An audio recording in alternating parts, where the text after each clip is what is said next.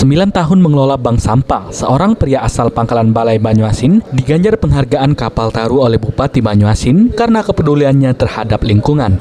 Penyerahan penghargaan Kalpataru yang diberikan oleh pemerintah kepada masyarakat dengan tujuan untuk mendorong peran serta, prakarsa, dan keterlibatan masyarakat dalam pelestarian fungsi lingkungan hidup, serta memberikan penghargaan kepada masyarakat yang telah berusaha meningkatkan daya dukung lingkungan, diserahkan Bupati Banyuasin pada Pauzi pada peringatan Hari Lingkungan Hidup Sedunia.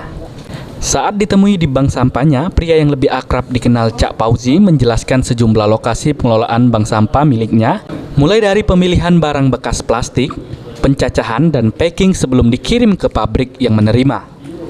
Banyaknya barang bekas yang dibuang percuma dan menjadi masalah lingkungan menjadi perhatian Cak Pauzi. Dirinya berharap makin banyak masyarakat yang pedulikan lingkungan, khususnya terhadap limbah plastik yang sulit didaur ulang.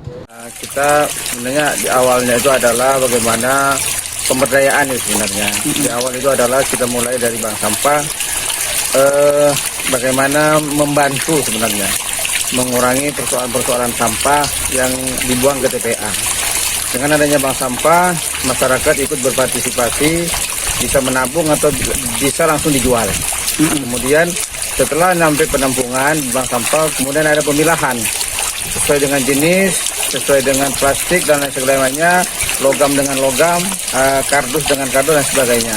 Ini akan meningkatkan nilai jual.